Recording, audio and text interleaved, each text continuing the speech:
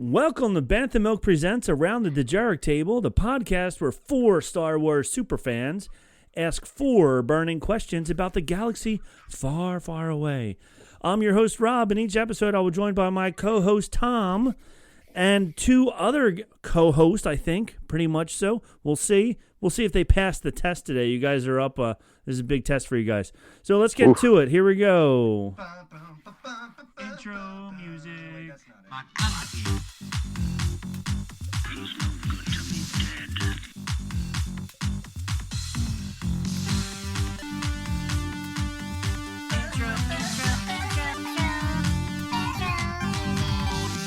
Hunting is a complicated profession.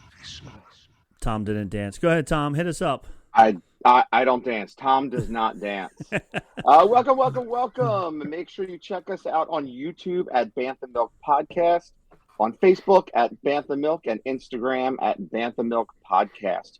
We also have a TikTok as well, but we're lazy, so there's not a lot there. I should say Rob's lazy because Rob runs the TikTok.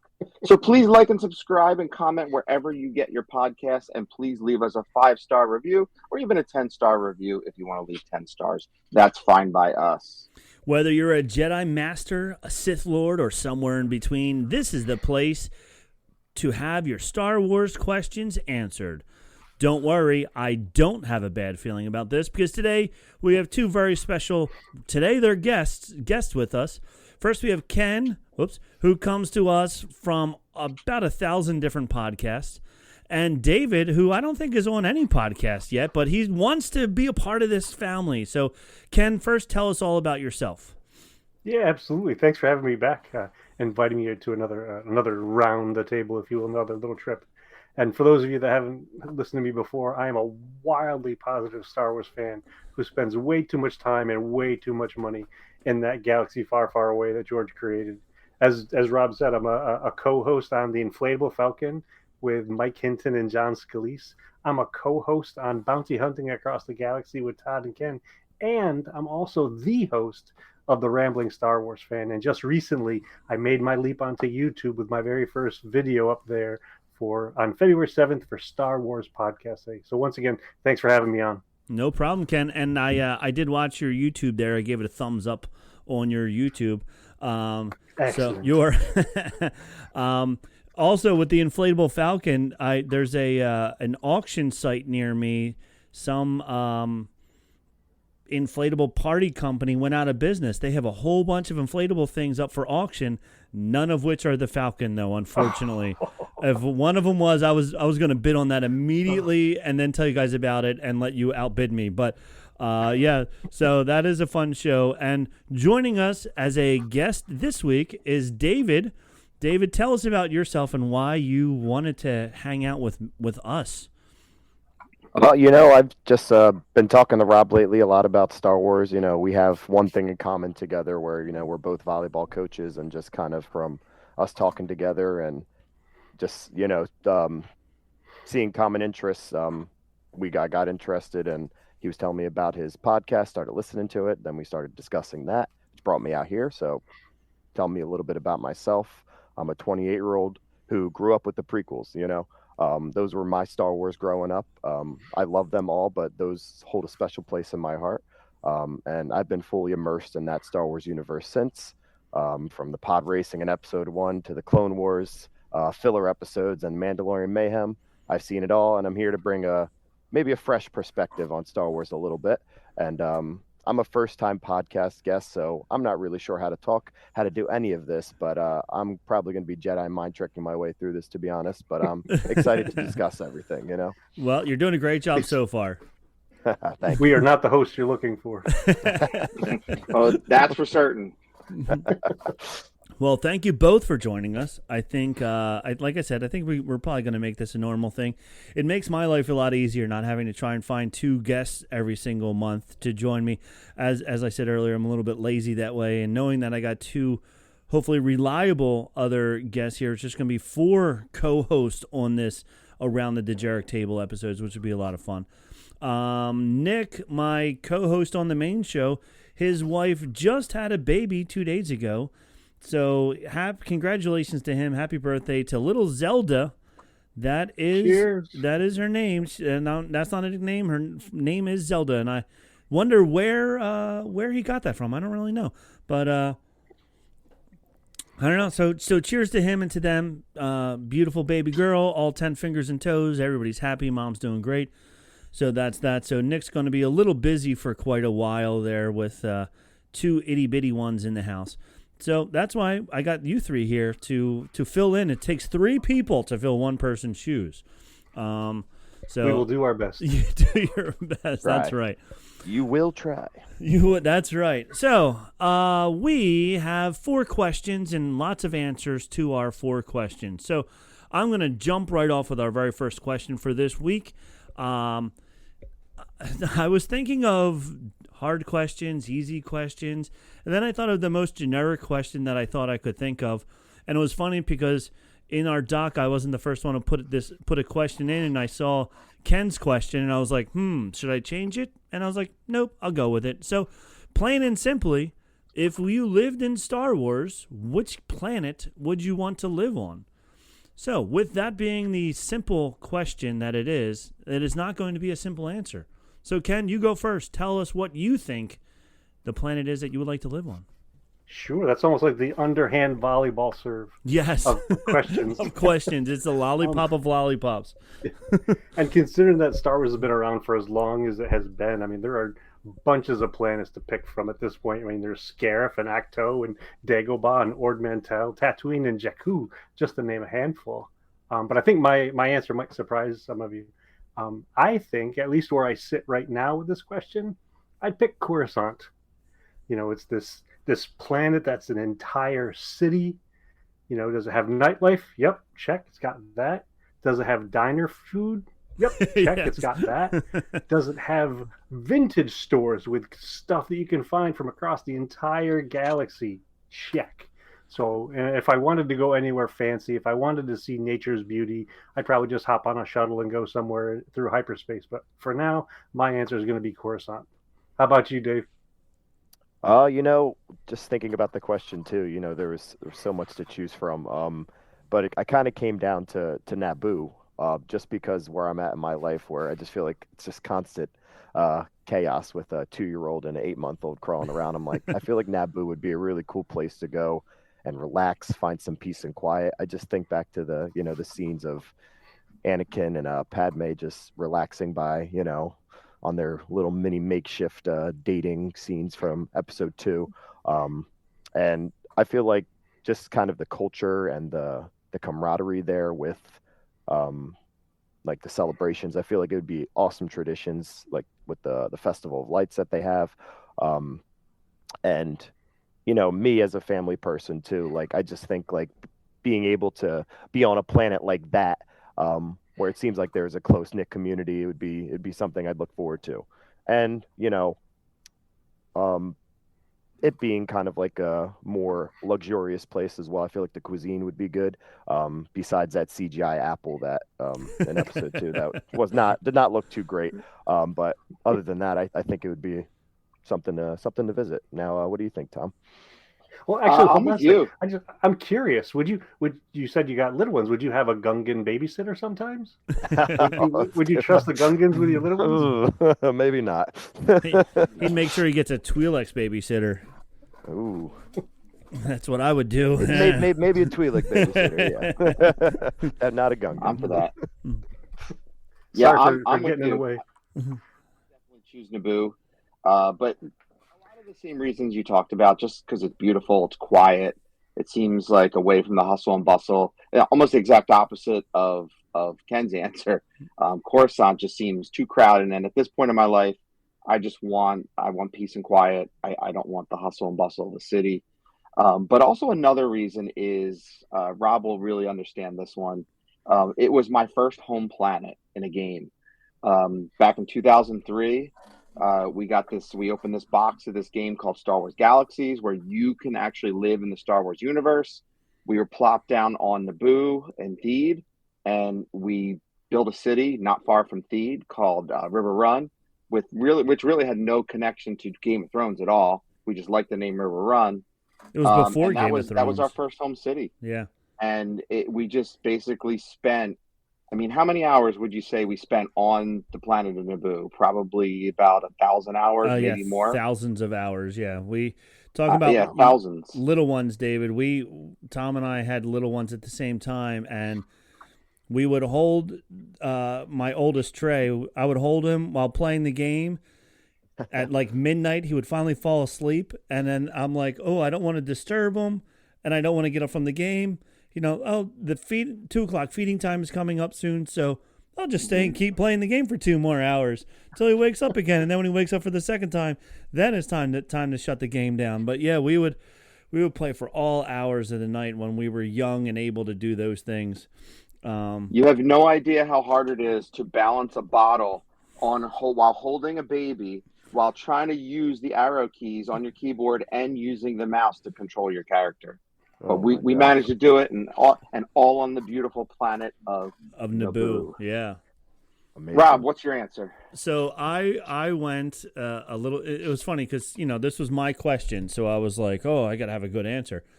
So I looked up, I googled Star Wars planets, and Vulture website, magazine, whatever, December 21st, 2017 ranked 30 Star Wars planets. And I was like, oh, this is perfect. This is what I'm going to go for here. And 30 is Mustafar. Not surprising, being a lava planet and, making sure you have the higher ground would put it at the last planet. But I wanted to try and find something different. I saw Ken put in Coruscant, and I like Coruscant. I probably would pick Coruscant as well because the city and all the different things and all the different levels of, all the way down into what type of a person you wanted to be during Star Wars also. I was even thinking of going to Mandalore because I would love to be a Mandalorian. But I was like, okay, this doesn't match the rest of my answers that I did. So I found number on this list, it was number 13, Lamun, which is the planet from Rogue One that we first meet. What's his name? Come on, nothing. That's where inhabitants far from the hustle and bustle of the Galactic Core in the Outer Rim colonies. Galen Erso? Yeah, when you meet Ursal, yeah. And I was like, you know what? At this point in my life, honestly, all I need is a room, a computer, and some other things to keep me busy. I would even love to try farming. Dave and I actually have another coach that we're friends with, and he bought a very, to me, it's a small farm, but it's a big farm for me. But he bought a farm, and he does a little farming. I just asked him actually if he's selling eggs yet, and he said yes. Yeah, really. He just spent $300 on more chickens. I forget how many dozens of chickens he got with that $300. But the price of eggs at this point, that's just like printing money, So I asked him, with being a small farm, like, how does a small farmer sell their eggs and their crops and stuff? And he said right now all his friends are just knocking on his door and begging him and calling him like, when you have eggs, let me know. I want to buy them from you because prices are going through the roof, and I'd rather give you the money instead. So I was like, oh, so I was thinking that would be fun for me to do at this point in my life. As David pointed out, how young he is. Me. We're all old over here compared to him. But would you build a hidey hole in a cave for your kids? Well, my kids are older now, so they probably wouldn't want a hidey hole. But if they were little, oh, most definitely. Like my daughter, I built a little she shed in the backyard for her. I would love to do it in a cave. Oh my God, it would be so much fun. And it would remind me of, David, there was this time called the 1980s. And in that time, kids just took off on their bikes and they were gone, and parents didn't know where they were. They thought they were right around the corner, but we were miles and miles away. So I would love for my kids to actually be able to do that and know that they're safe, that it's okay. I don't care that he's 10 miles away because it's just all farmland and whatever. So, yeah, so that would be my answer. Sorry, Dave, I had to get a couple of. No, it's all good. Jabbing at me a little bit here, but I was born in the 90s, and growing up in the 2000s, we did those things too. You still did those things? Good. Off. Yeah, and especially we did those things, and I lived right next to Trenton, so I was really, Yeah, you were. risking it all. Was there. your bike definitely- electric? No. He knew how to pedal. Okay. Because there are some kids in my neighborhood that I don't think I've ever seen them pedal. Yeah, I don't think. There are some now that they have an electric scooters and electric bikes, and they all love it. So, all right, so that's the end of round one. Ken, you're going to ask your question next. What do you have for us?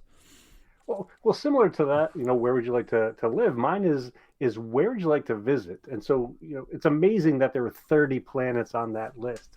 And so, of all of the pleasure places that you could think of, Jabba sail barge, Yeah, or that's palace, pleasure. Canto Bight, Dryden Voss's yacht, Morlana One, Port Borgo, Maz Kanata's castle, the pirate planet of Lanupa, or somewhere else. Where would you want to go and spend some time? And what would you do while you're there? So I'm going to turn this over to you, Dave, for your answer. Yeah, I went with a more, recent Star Wars I don't want to say planet, but a place that kind of came up in more recent Star Wars shows. But I went with Pabu. But just to start off, though, when you mentioned Jabba sail barge or anything to do with the Hutt family, I don't want anything to do with them. Just the smell. I think about that sometimes. I just look at them and I'm like, there's no shot that you could walk in a room and just be able to. Yeah. I have no idea.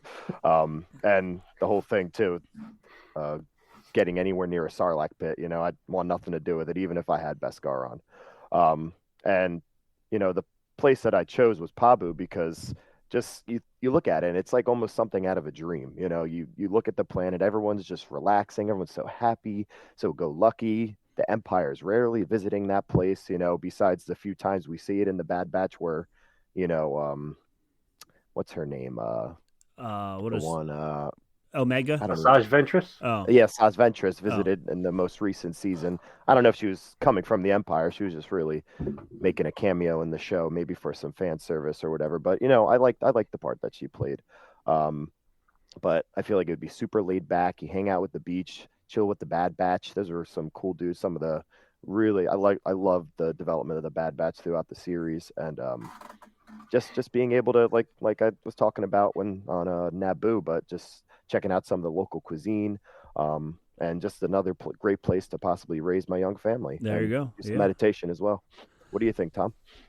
Nice. You're kind of like an old soul. So even though you're the young in this group, you're definitely an old soul. That's for sure. I was thinking Canto Bight, but because I like the Vegas atmosphere, that kind of thing. But if you think about the movie and you think about the people that were there, they're definitely not my kind of people. I need more down to earth people. They seem really snooty and stuck up. And besides the fact that I really dislike that movie and I really dislike episode 8 and that whole Canto Bight kind of scene. So I was thinking Dryden Voss's yacht would be a pretty awesome place to visit. I'm a little scared of Dryden Voss, to be honest with you. To me, he's a very underrated villain in Star Wars universe. Maybe it's because Solo was not that popular of a movie, but to me, I would love to see more Dryden Voss. I mean, he's a very, very good character, interesting character, scary character. He's a guy you definitely don't want to piss off. But I love what he's created. I love that traveling yacht. I love that you could visit different planets on his yacht. It's not stuck in one place, so you can travel all over the universe. It had a really neat vibe being on there, and it really fit Han Solo. I feel like it was a place where Han could just hang out for a long time. That's a place that I would like to visit and just hang out, chill with Han, talk to all the interesting people on the yacht. What do you think, Rob? First off, I like both of your answers. I think they're both excellent answers. Except it's funny, looking at some of the choices, I was like, ooh, this is almost like, which mafia would you want to try and get closest to? And in the 90s, there was this bar in the Northeast that was apparently owned by one of the people of the Philadelphia mob, and I always drove past it and I was like, oh, we should go there. But then I'm like, I don't know if I really want to go to a bar that I know is owned by somebody in the mob. I'm sure it's fine and whatever, and people have a lot of fun there, But I don't want somebody just to walk in and just start shooting or something like that. And thinking of Jabba's sail barge, I didn't even think of how much Jabba would stink. Once you added that to it, I definitely am out there because I feel like I have a very sensitive sniffer here, and there's no way I'd be able to. I'd walk in and be like, "Oh God, no, please, just send me down to the pit now. I want to get rid of this." And then Dryden Voss is just a different mobster, and I'm like, yeah, do I want to, go on? The ship looks beautiful and stuff, and you have a special high class of people that are there, but they all have some kind of hands in the underworld and all that stuff, and I don't know if I want to associate myself with that. So I thought the safest one of all of them was Maz's castle. It was like grungy enough that it was like, okay, there's some shady people here, but it's not really like a mafia shady people. This is more like smaller criminals and whatever. And like Maz has like her eye on everything, so she makes sure that everything stays under control. So you're not going to get people, hopefully, who do too many bad things until somebody goes down in the basement and finds a lightsaber and then draws all kinds of negative attention to them and stuff. But so of the choices, that was the one that I went with. I didn't even think like David did, going out of the box and finding somewhere else to go. So I liked that was my answer, was that one there. Said anything else. So it did say anything else. I don't want to go to any of those other places. And did you guys know that Maz's castle's name is Takodana Castle? Yes, I never heard that before. I was just looking that up also. And it was situated by the Nymeave Lake on Takodana. This fortress had a main hall and hosted travelers, smugglers, and criminals. So, so maybe you run into some neat smugglers and whatever. But, yeah, so that's my choice. Ken, you wrote this question, so you obviously know what the correct answer is. Of course, the only answer. The only answer. I can honestly say that before now, I've never been happier that Star Wars wasn't filmed in smell-o-vision, because now that you've mentioned the stink of Jabba, it makes me think of the smell of a Wookiee, makes me think of the Ugnaughts, or even Ewoks for that matter. So I'm so glad that they weren't filmed in Muppet 4D, where you could smell and feel and all that. It's just, you just hear the things and see the things. And they talked about Chewbacca's suit, because when they filmed the trash compactor scene apparently very early on, and then the fur never dried properly after that, and they said it did have a very bad stench for the entire filming of the movie.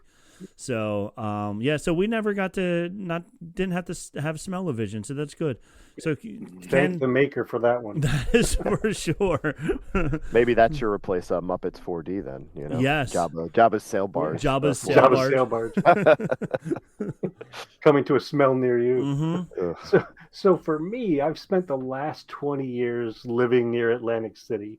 And that little place has a lot of things rolled up into it. It's its own den of scum and villainy. I mean, there are thumping clubs and casinos and bunches of nightlife, from comedy shows and rocking concerts to even choreographed wrestling matches. Not to mention the Wizard Air shows that show up there every summer. And so my choice would be to spend an entire week on Canto Bight.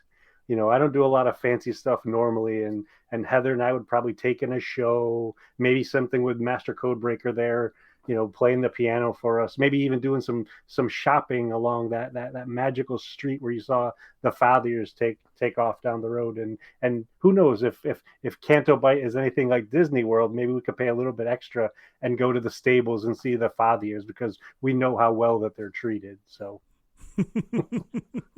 And so I'm going to turn the microphone over to Dave, because Dave, it's time for your question. What do you got for us, buddy? Oh yeah, so it's kind of sticking with like similar vibes, I feel like, as the other questions. Nothing too serious, but something you have to put a little bit of thought into. But if you could have any Star Wars character as your roommate, who would it be and why? And we're going to start with Tom on this one. So I think I have two answers, because I'm not sure if the first answer qualifies. But I think it would be fun to be L7's roommate, from the droid from Solo. Yes. She just seems like a lot of fun, and it would be interesting. I mean, she probably has the most personality of any droid that we've seen in Star Wars, Mm-hmm. at least in live action, maybe not the cartoons. But she's definitely got a lot of personality. She would be really fun to hang out with. She seems like she'd watch the football or hockey game with you. I just think she's a lot of fun. I can see her getting very angry too. Like if the team that you're rooting for loses, come on, Break the TV, breaking the TV. So to me, that's most. But I didn't know if it had to be a person. It could be a droid. So if it was a person, we didn't count droids. I would say Grogu. I mean, to have a toddler, because to me, toddlers are fun. I know they're a lot of work, but they're really fun. I miss my kids being in the toddler stage because they're just really fun to hang out with and to see them do new things and discover new things. And that's kind of what Grogu's like when he discovers new things. He's like a little kid.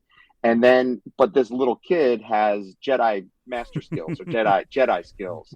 I mean, to be able to protect you, to be able to save you if you get in trouble, to be able to Jedi, Jedi move the remote to your hand so you don't have to get up and get the remote. So just stuff like that. I think it'd be really fun to have Grogu as a roommate. So if I could choose two roommates, I would choose Grogu and L7. Rob, even how about over you? SM33? Yeah, Who? SM33. SM33 has babysitter mode. From That's true. That's true.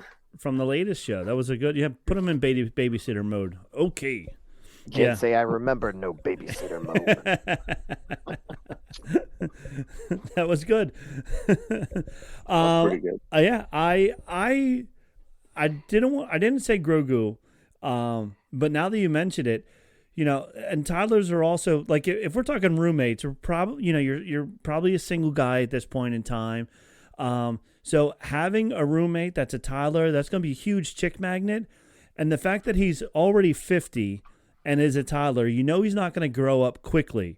So as long as you need that wingman to get all the girls, he's going to be there. And then that's a perfect wingman. It is a perfect wingman. And then, like you said, with the Force and stuff, he definitely can charm girls and whatever. And, oh, man, he would be awesome. Old enough to go to bars with you. Right. He is old enough. Yeah. I mean, he's over 21, so it's perfect. I did ask my son, because my son's in college now, and he has had both experiences of roommates. His roommate his first year was very interesting, to say the least. So I think by the second semester, they talked to each other. I think Trey said maybe 7 words to him the entire semester. So he had a horrible time with him, and now he's got good roommates. He really likes his roommates that he has now. So I asked him, and he said, "Oh, that's a really good question. I like that." He goes, maybe like Kylo Ren." And I'm like, "Okay, where's he going with this?" And he goes, "Because he's going to be really busy trying to do all kinds of evil and bad things and trying to rule the whatever his empire was called." He goes, "So he's going to be out a lot. So you're going to have the whole room to yourself." And I was like, "That's a good point." He goes, "Or even like Princess Leia would be great for that, because she's going to be running the rebellion, so she's never going to be home." He goes, "I'd probably say one of those two." I was like, "That's a good choice. Like, depending on what you're looking for in a roommate. Are you looking for someone who's just going to pay half the rent but never be there? Bam, there's your choice."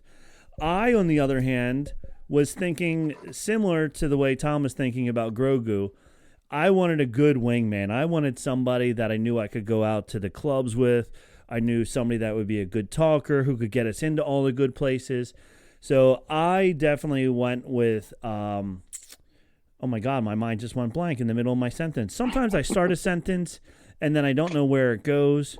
Who did I say? Where's my stupid answer? I'm glad I wrote it down. Young Lando. There we go. Thank you. Young Lando. Yeah, Lando Calrissian. Because that way, I think...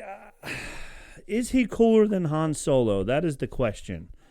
He dresses fancier. He does dress fancier. And ever since then, I've brought this up numerous times to people that I work with, and they just laugh at me. But he has the cape on point. I want to bring capes to America in 2025. I want those sequenced capes. Liberace did it.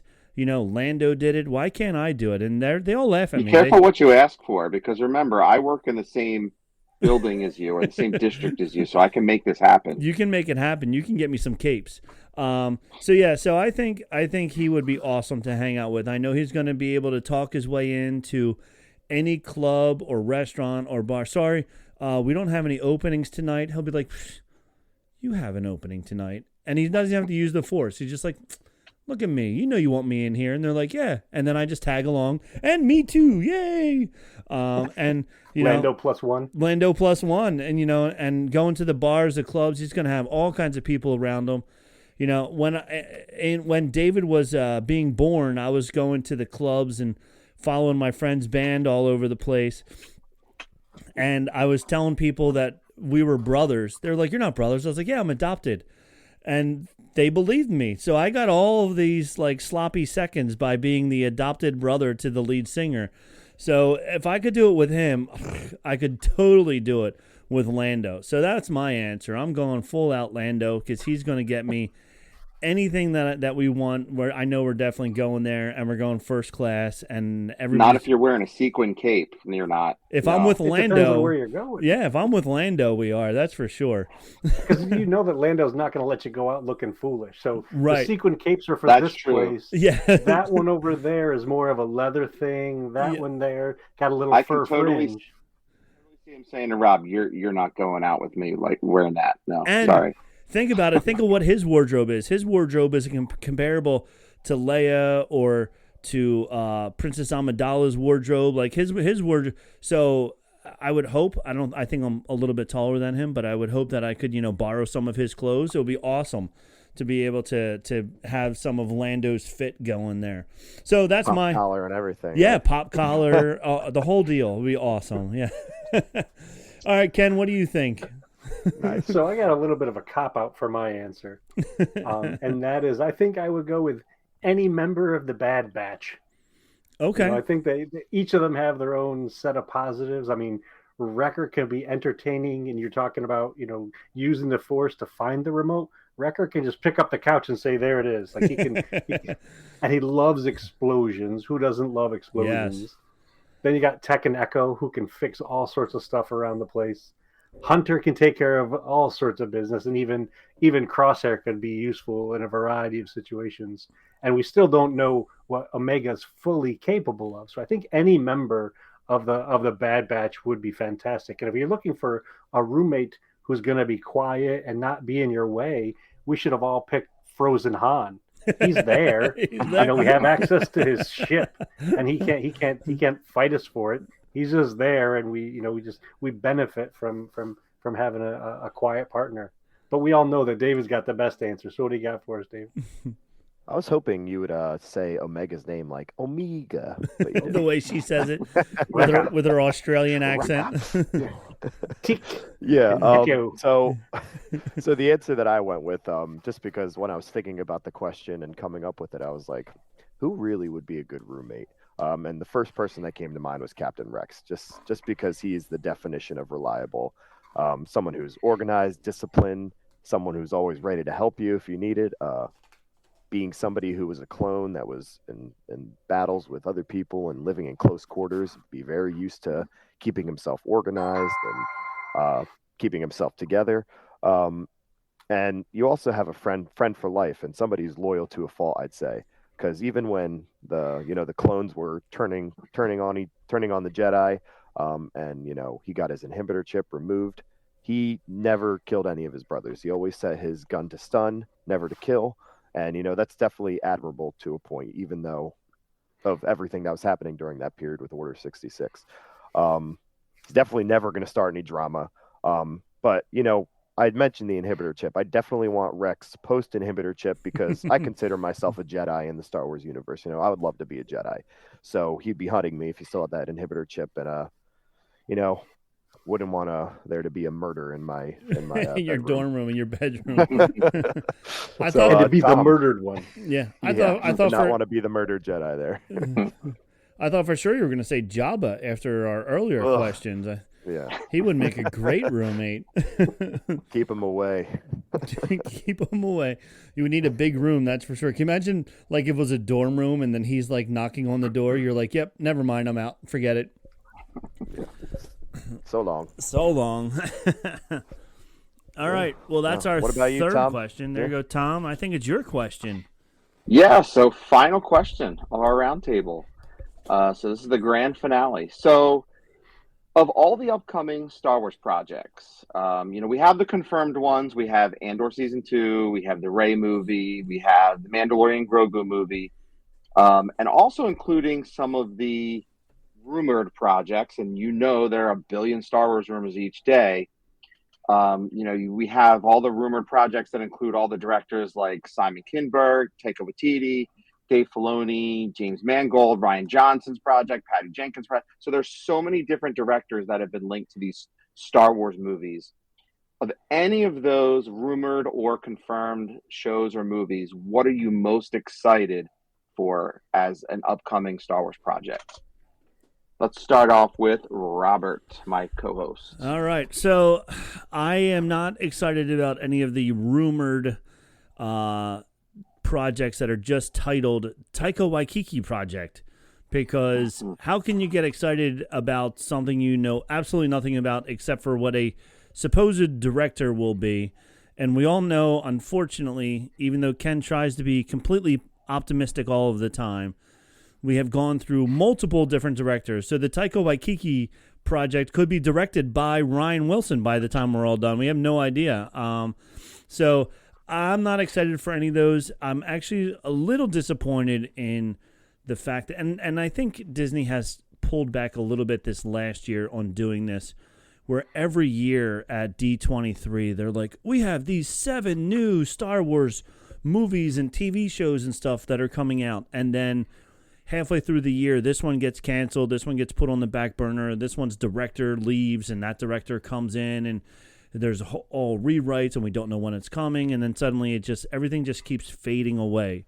So I'm really disappointed, and they do it with everything. They've done it with Marvel as well, and even with just general Disney as a whole, they've done the same thing with even in the parks, like, oh, we're gonna do this, and then suddenly that doesn't happen, and whatever. So I unfortunately can't get excited for any of the things that are just labeled by the director that they paid $100,000 to have an idea for right now. Andor season 2 does look awesome because Andor, by most people's accounts, is either the number 1 or number 2 TV show, Star Wars TV show to come out on Disney Plus. I think, David, you put it at 1, right, for you? Was that your number 1? Cause, I don't remember, to be honest. It may have been number 1 or 2. I think I flipped either one with Mando.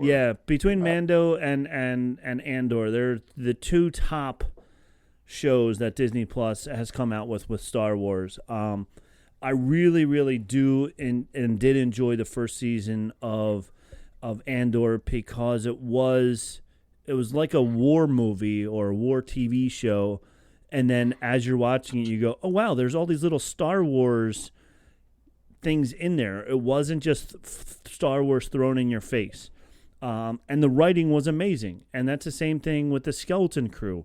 The writing was amazing for the Skeleton Crew, which is why Skeleton Crew was so good and on almost everybody's list for number 3, because Andor and Mando 1 and 2 were just so good that Skeleton Crew jumped up there to 3 for a lot of people.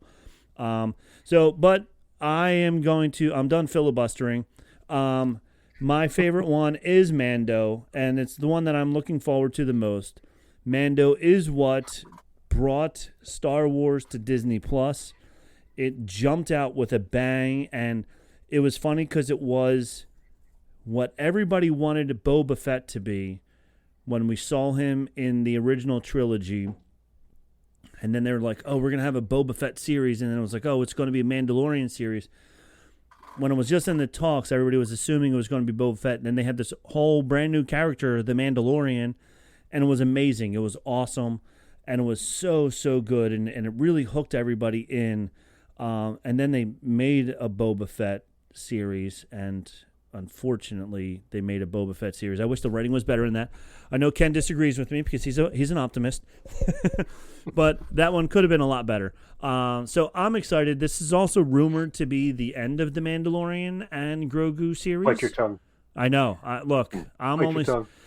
I hope it's not. Honestly, I hope it's not. It's a cash cow. It's It not is. going to be the last. Yeah. And even if it's another movie, if they have another movie, I mean, the series are 2 years in between anyway. So if you're going to be 2 years in between, instead of trying to, and I mean, I can stand on my soapbox here. The series are 8 episodes. They're less than 30 minutes each. So you're talking a 4-hour movie. Instead of trying to stretch it out to a 4-hour movie, because there's a couple of episodes in every single season that are just, they could have skipped over them. The Frog Lady episode, when he had to take the Frog Lady to the planet, like, it was a complete waste of a half hour, honestly. Like, it was good, but if you listed it in the Mando episodes, it was the last one, you know? But if you cut those out and just give us a 2.5-hour movie with more action and impact, I would be fine with that. I'm fine with that versus a 4-hour series. Now, movies are supposed to be bigger budget. I know they've always said that the Mandalorian series are budgets on movie budgets for TV shows. So is the movie going to be bigger, better than what the series is, or is it just going to be the series on a big screen? That'll be interesting to see how it turns out. I hope it's bigger and it gives you that movie feel to it, not just like you walk out and go, okay, that was a cool Disney Plus show in 2.5 hours. I think you're going to be disappointed. Yeah. I just have a bad feeling about this. We had a bad feeling about this.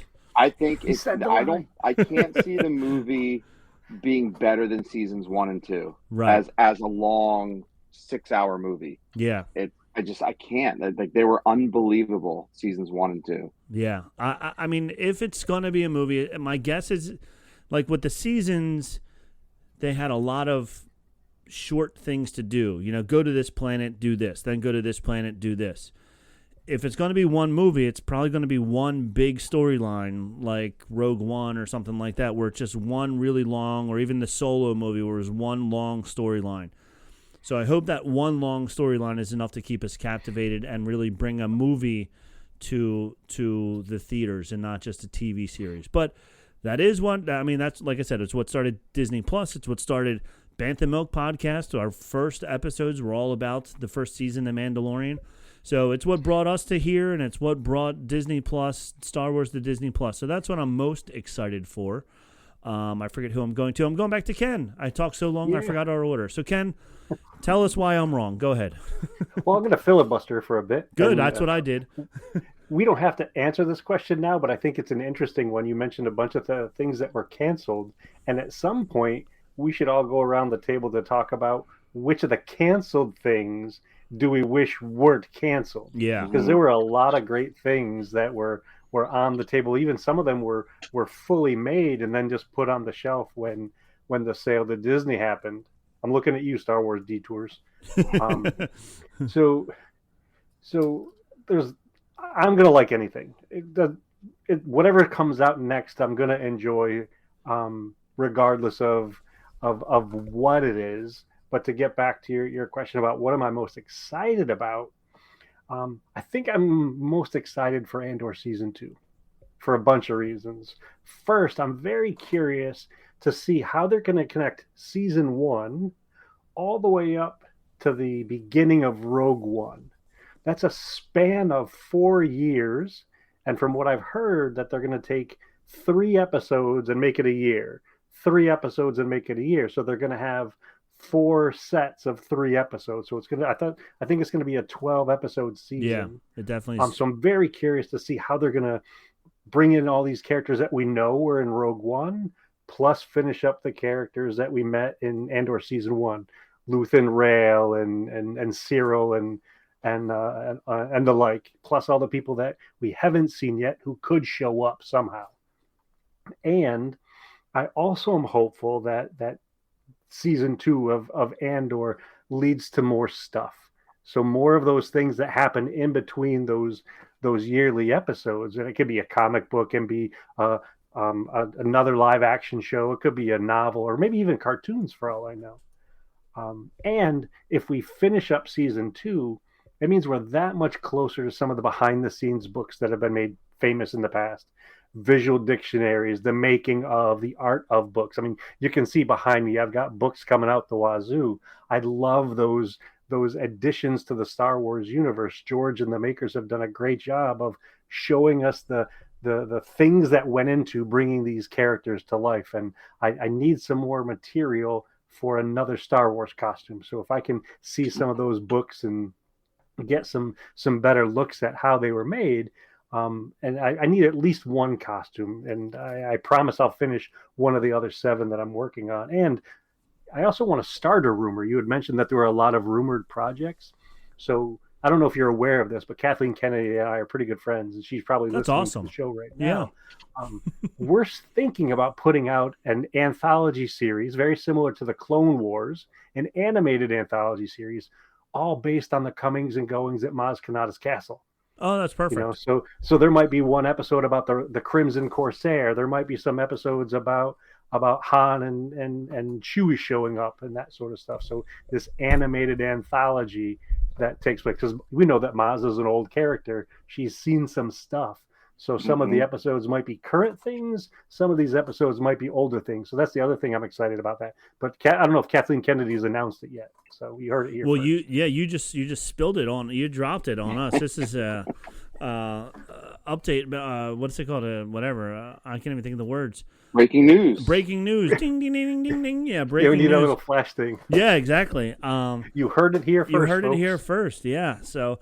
That's awesome. Well, I agree with you. I too am, like I said, I'm excited for it. Me personally, I just think I'm a little bit more excited for The Mandalorian, but I can't wait for Andor and see how it all goes. David dropped out. Oh, he's back there. Hey, Zach. All right. Perfect timing, because it's your turn to answer the question. Put it on me. Yeah, sorry about that, guys. That's okay. No pressure. You think I'd have this all figured out by now, but That's this is what I okay. get for using my district laptop, you know. Yeah, so I think I didn't hear the end of your answer, but I think I'm most excited about the Mandalorian Grogu movie. Just because of like all the anticipation that people are talking about. And I know we're all kind of skeptical a bit. And I think we all have a right to be, just because of, you know, there's so much hype around a lot of these projects, and it always seems like they're good, but some of them do miss to an extent. So I'm hoping that's not the case with the Mandalorian and Grogu film, especially if we do get, like, you know, what we've been waiting for with the so-called Filoni verse. Even though after doing a little more research, it seems like it's a Favreau directed film, and then based on how this film does, there will be a Filoni-verse, Mando-verse type thing afterwards, but who knows? So I'm not too sure exactly where they are going, and just the whole idea about all these Star Wars projects that are being announced too. It's hard to be excited about certain things, because I feel like they're basing how they're going to move forward with Star Wars on how their previous shows are doing. You know, so like. The Acolyte did not do well, and for a lot of reasons that we can talk about for hours probably on here. Skeleton Crew had the Acolyte effect to it because people didn't want to watch Star Wars again after the Acolyte came out, and Skeleton Crew suffered with low viewership, which sucked, because it was such an awesome show that, you know, I talked to Rob a lot about how much we both liked it a lot, and I'm sure you guys felt similar. So I'm hoping that, you know, that when this movie comes out in, 2026? Is that what they're saying? I think at this point, yes. Yeah, it's in 2026. Yeah, I'm hoping when that comes out, you know, it does see the success that we need to kind of get Star Wars back on track from when, you know, Mando season 1, season 2, and you can even say Ahsoka and Obi-Wan kind of were taking us to places that, you know, I think the fans want to see. And when I say fans, I'm talking from my perspective. I'm not sure of everybody's opinions here. But I will say I am somebody who likes pretty much all Star Wars, like regardless of how badly it was rated. Like, I can't say I like The Acolyte, right? But I watched it, and I watched all the reviews on it, all the background, all the Easter eggs. I was still into it. I was still interested, but it just was a little bit of a miss for me. All Star Wars is good Star Wars. Exactly, and I think we can all agree on that, right? It's like pizza. It's like Wawa pizza. You're still gonna eat it. Which Wawa pizza is actually pretty good, They have pizza. Wawa's pizza now. It's a 2.8. Yeah, well, yeah. I shouldn't say that. I live like 5 minutes from Di Lorenzo's and Papa's and all the tomato pies in Trenton every day, but it's not too bad.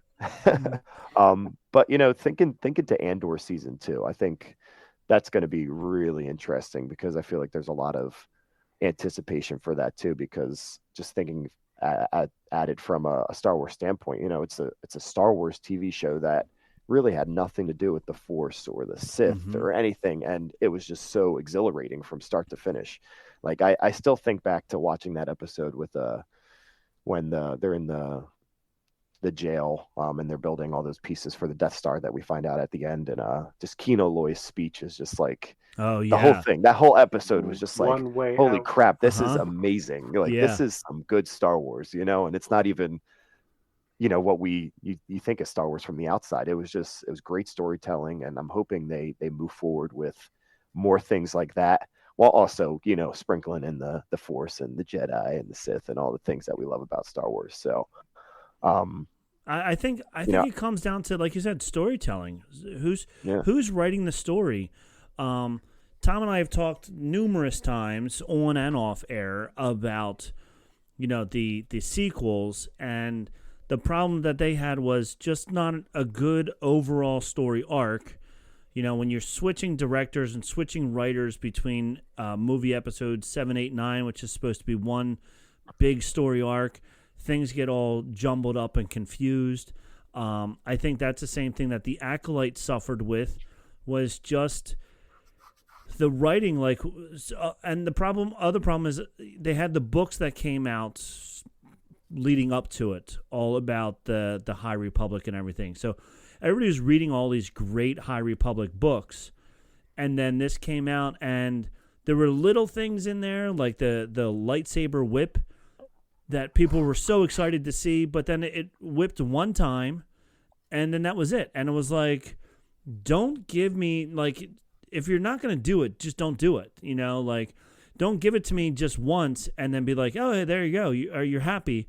Because nobody's happy with that. They wanted to see her really use that thing over and over again, and you'd be like, oh my God, this is the most amazing thing ever.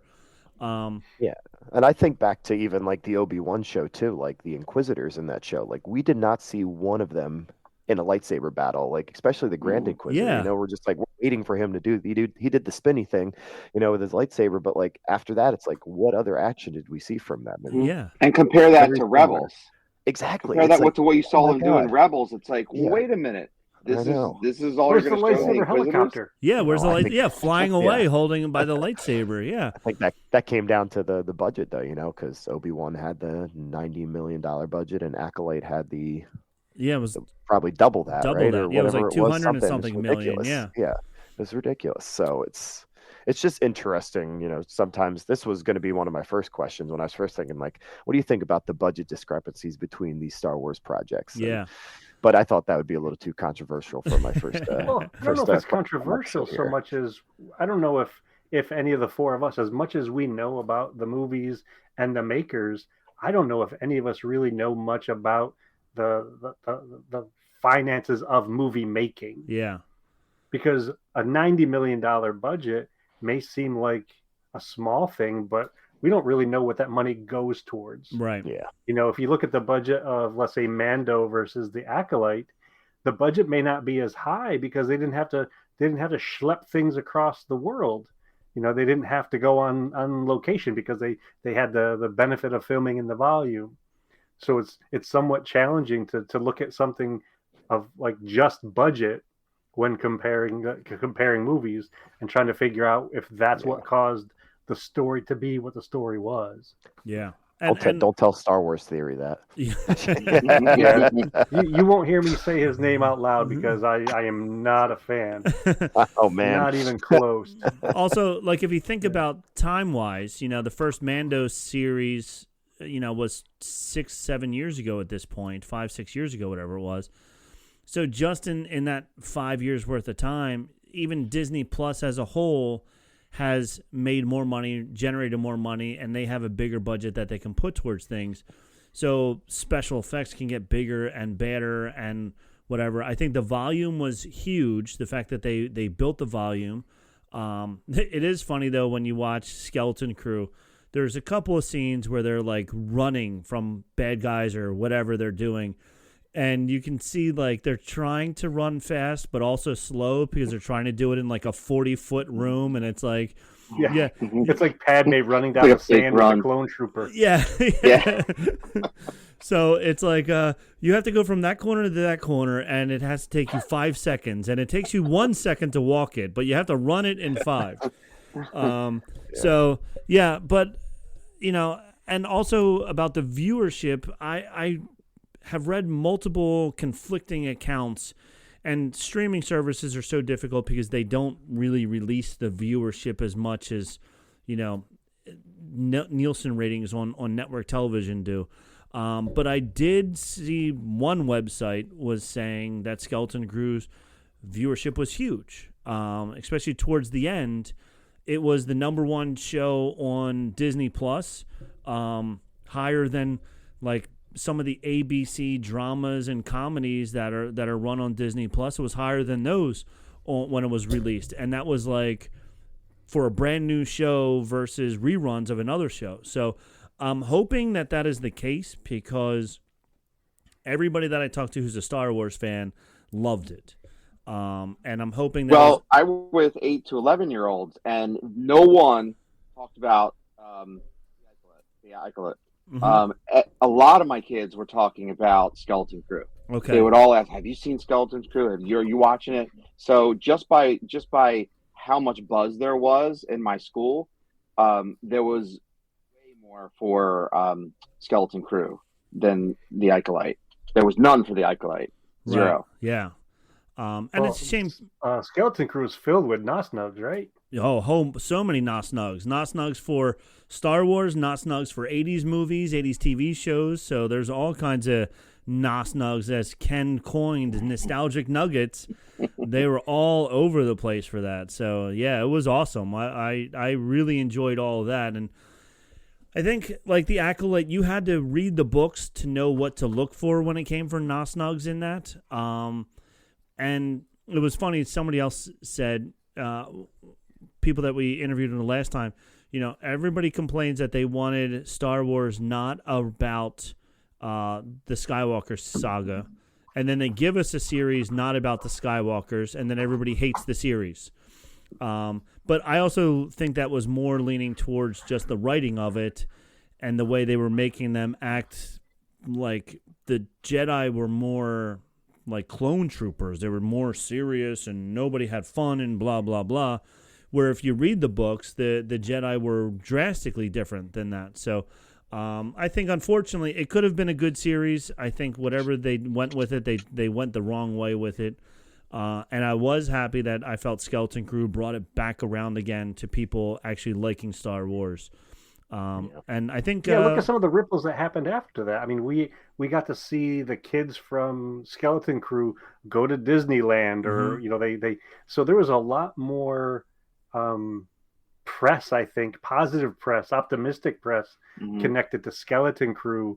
Even while the show was on, there were little behind the scenes clips. There was, Phil Tippett and Tetanus, the sand crab, and there was like 1 or 2 of those for the Acolyte. Yeah, and I think it had to do with the fan reaction to it. The folks, that watched Skeleton Crew had a more optimistic sense of it, that joy that came with it, and hope, and not so much for the Skeleton Crew. And even for like my regular show where we break down the episodes, with the Acolyte, it was tough for me to watch it a second time to try and really look for all those nos nuggets and all that good stuff. But with Skeleton Crew, I was watching it 3 and 4 times every episode. I was like, oh, this is really good. I want to watch it again. Second time, looking deeper for it. Then I would watch other people's reactions to it and stuff. And then I'd watch it a third time. And then I'm like, okay, I really, really enjoyed this show. So, It was a Star Wars content creator's dream. It that sure show, was. with all the Easter eggs. All you the know, Easter it was- eggs. Yeah, it most definitely was. Yeah. Tom, did All you right, think the question was going to get this much? let's get to you to Tom. Well, it's your turn now to answer. So, David, we agree yet again. I agree. Andor season 2 is probably the one I'm most excited about for many reasons. I think one of the main reason is that is my favorite era. My favorite era is the Rebellion versus the Empire, the original trilogy, and I count Andor. I know it's in between the prequels and the original trilogy, but it's closer to the original trilogy. It's the birth of the Rebellion.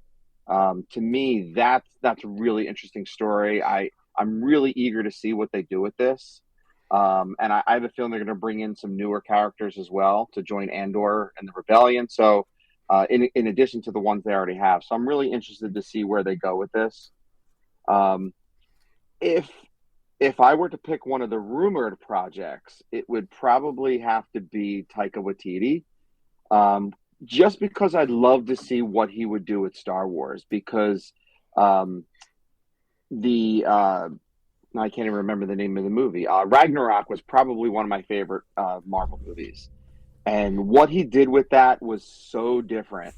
I would love to see his take on Star Wars, but I have one kind of thing that he would not have to do, and that's to stay away from any existing characters. I would want to see what he'd do with a brand new movie of his own with all his own characters somewhere else in the Star Wars universe. I don't think I'd want him to totally change a character like he did with Thor, because to me, Thor completely changed from the second movie to Ragnarok. He totally changed his personality. I don't think I'd want to see that with one of my Star Wars characters. Was that also the dad bod Thor? Was that one? Or was that a different? No, that was Endgame. in That was Endgame. Okay. Yeah. I was going to say, because they really changed him there. That's for sure. No, he Dark almost World, became though. a comedian in Yeah. in Ragnarok. But it just I loved Ragnarok. It's probably one of my favorite top 3 Avengers movies, Marvel movies. So I would just love to see his take on Star Wars. But in case it goes horribly wrong, I wouldn't want him to use any existing characters. I want him to come up with his own characters. That makes sense.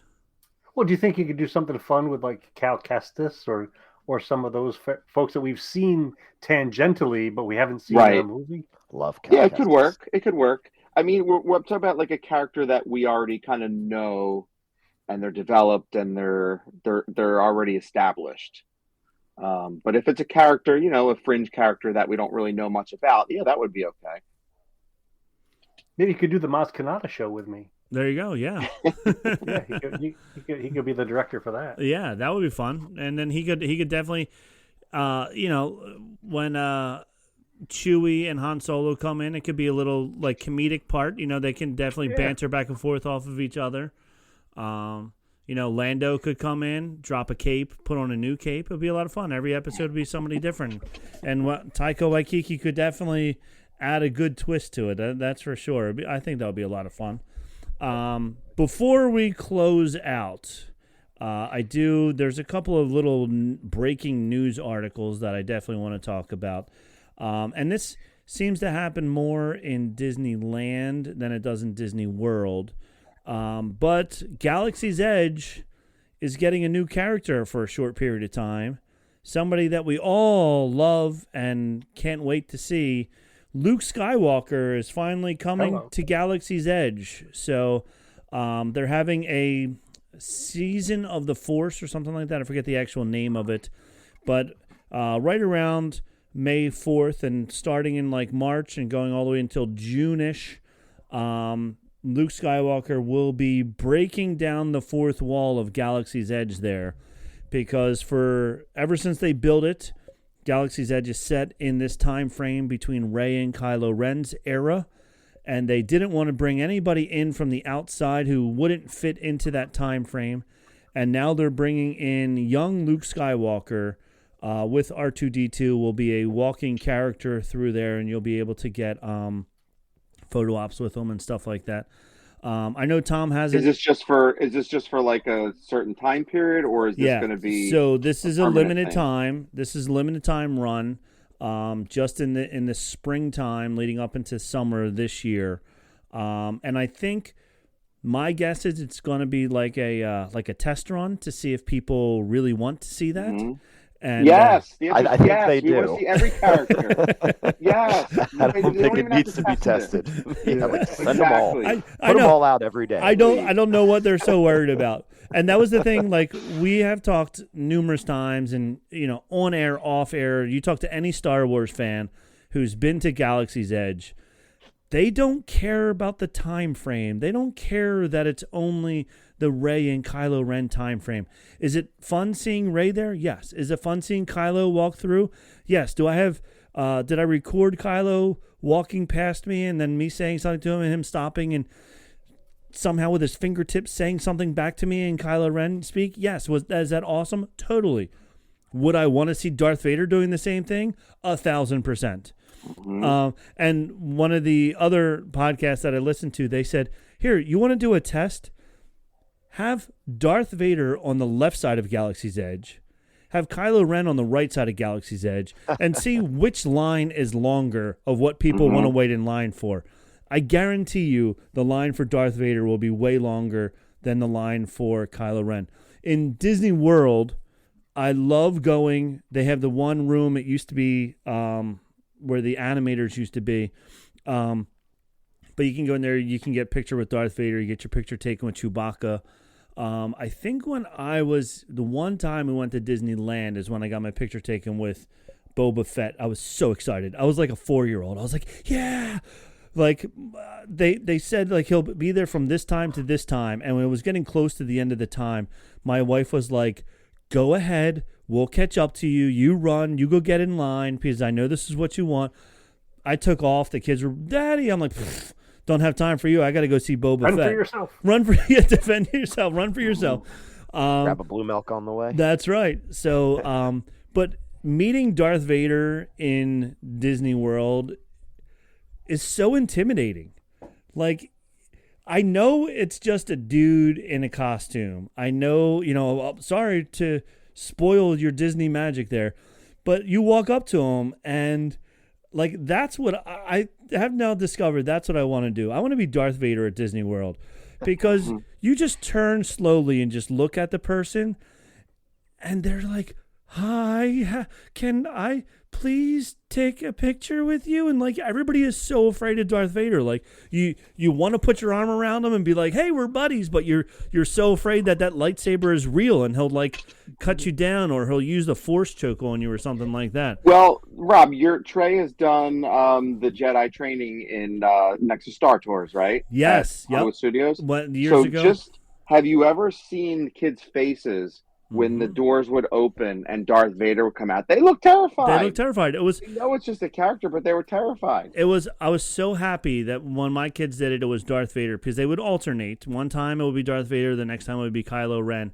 I was so happy that they were going against Darth Vader and not against Kylo Ren. I was like, yeah, this is so awesome. But yeah, so Luke Skywalker will be in Disneyland because Disneyland is also only where they had Mando and Grogu for a while. They don't have them in Disney World. Disney World always gets a short end of things, always.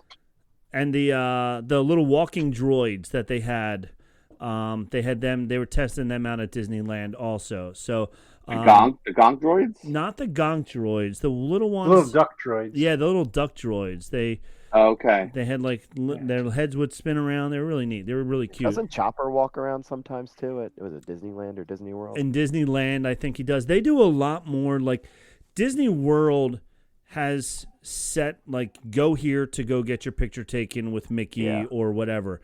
In Disneyland, a lot of times the characters are just walking around the park and like so much cooler. So much cooler. Like the evil. Well, that's the way it used to be at Disney World. Yeah, but Disney World's so stinking crowded that there'd be literally 200 people surrounding the character. Yeah, and it'd almost be dangerous. So they went to these set up photo stops. You have to buy like a fast pass. But you do. Exactly. Yeah, you're right. You do. Yeah, So I like the old way that they used to do it, and the way that Disneyland does it, where the characters are just free roaming. Yeah. and they're just walking around the park aimlessly they stop, take pictures with kids, and then they move on.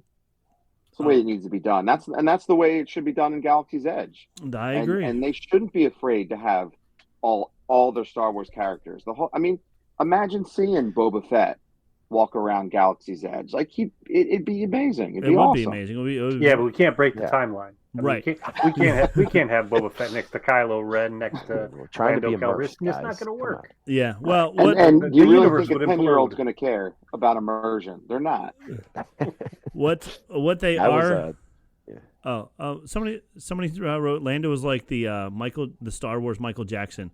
When I was talking about Lando in the chat, I just saw that now. I apologize to whoever that was, but yeah, I agree. But yeah, Ken, to your joke, I know it was just a joke, but like, I don't think you're ever gonna see Kylo Ren and young Luke walking together. They're probably gonna have them separated by time. Maybe in the morning Luke will be out, and then in the afternoon you might see Kylo Ren or something like that. But yeah, they're definitely going to still keep it separated somehow. But we want to see all the characters, all of them. So I don't care who it is. And then the other news that I have, I don't know how true this is, but Sigourney Weaver has apparently been rumored to be the bad person or somebody in the new Grogu and Mandalorian movie. So we may see Sigourney Weaver in yet another science fiction. Aliens wasn't enough for her. She wants to jump into Star Wars as well. So she'll be joining the Star Wars universe. Will she have a cat with her? She might. It would be interesting. A Jonesy loaf along? cat, yeah. After she said she made her opinion, she made her decision after she found out that she would be appearing on screen with Grogu, a.k.a. Baby Yoda. She's starring in the new Mandalorian and Grogu, which is to continue the adventures of the Lonesome Bounty Hunter.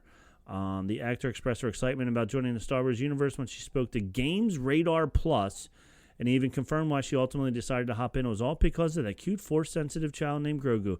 See, Tom, going back to your choice of who you wanted as a roommate, boom, look at this. You get Sigourney Weaver to hang out with you also because of that. There you go. So, get A-list celebrities. A-list celebrities hanging out with you. So, yeah, so I just wanted to I hit want to that. see the baby. Want to see the baby.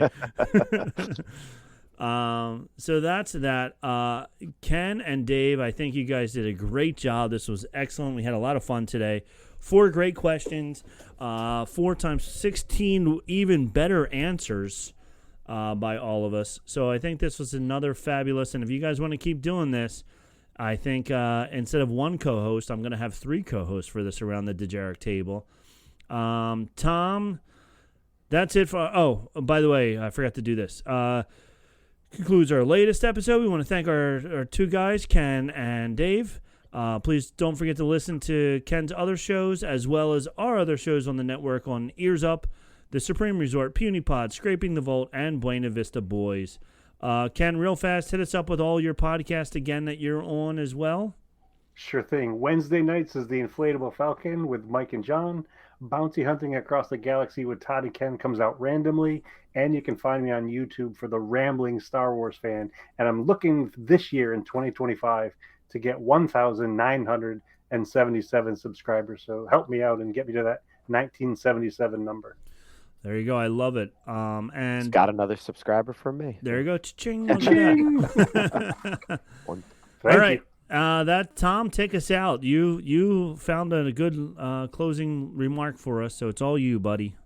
Yep. Thanks, Showman. It was a fun discussion tonight. Good questions, and I did like how almost all our questions were related. So that was nice. The discussion flowed really quickly and easily tonight. So you're welcome back anytime. We hope to see you guys in the next episode. But until then, let the Wookiee win. Let the Wookiee win. I love it.